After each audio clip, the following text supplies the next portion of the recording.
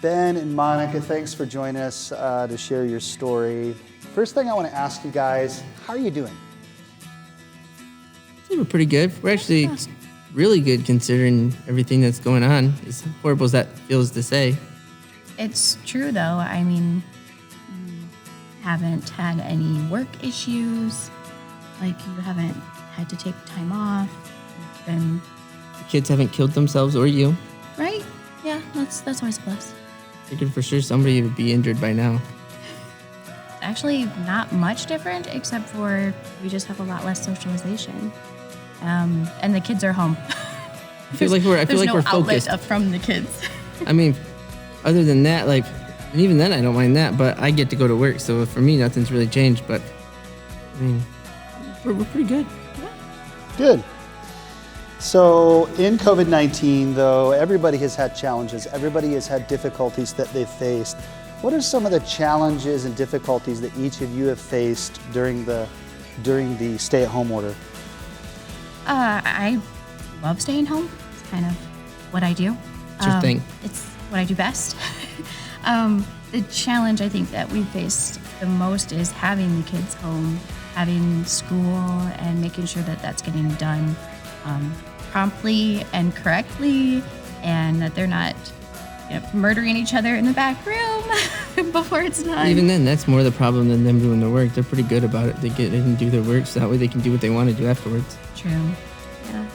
I would probably say one of my hardest things is, just knowing what to do in this situation. Like, I mean, I still have to go to work. I still have to come home after going to work, which means, therefore, everything's changed. One day they tell you not to wear masks. One day they tell you to wear masks. My work asked for a mask. I mean, Monica's had bad immune system over the years, so, I mean, I just don't want to bring anything home. I mean, that, and I'm the only one that really leaves the house. The virus that took him down for 24 hours almost killed me. So it's nothing new to us to have to think about our exposure and the kind of things that we're getting into as far as germ-wise. And I'm pretty fortunate for the most part. Like at my work, I'm by myself for the most part. Like I'm on a forklift. I'm not really point blank with anybody. So, I mean, I just stay away from people, which I like to do anyway. So, at least there anyway. So in the midst of those difficulties and the struggles of educating your kids at home, knowing, what to do to keep your family healthy, how have the both of you grown and seen God faithful in the midst of those struggles?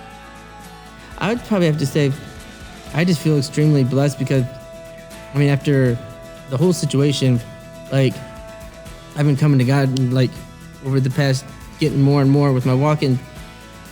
It's just to think now that I get the blessing of being able to help film the service, and I get to be a part of it, and I've grown closer to the Haramas, which are my neighbors, and I mean everybody involved in our COVID-19 team, which for helping film and stuff. Like, it's just to think that some of my best friends and people I consider family are part of the church, and I don't know, I couldn't ask for anything better, honestly, because been very blessed between work, friends, family. I mean, there's really, once you just let everything go into God's hands, you don't have to worry anymore. I mean, if you would have told me like a year and a half ago that something like this would happen, when I would say you're crazy. But two, if you were to tell me that the people that I would spend most of my time with were members of the church staff or just members of the church in general, and they would be the majority of my friends I spend my time with and talk to the most, I'd probably say you're crazy, but I mean, that's what it is now, and I couldn't ask for anything else. Very, very blessed. That's awesome. So, kind of a sillier question, but tell me one thing right now that's bringing you joy. Dinner. Finding new and creative ways to keep our very creative and very intelligent children busy. We call it art. It mostly just turns into a mess. Sometimes I like to disguise work as art, like painting the shed. It'll be fun. Like, there was a new Hunger Games book out, they were super stoked. Annabelle was super stoked for that. Like, she's just been super eager for it. And I mean, just little things like that. And honestly, everything that I've mentioned before of what we're doing amidst the COVID-19 is what's making me happy. I mean, I'm getting to help out with filming. I'm getting to help out with, Radiant recaps and stuff like that. I mean, I truly enjoy doing all of that.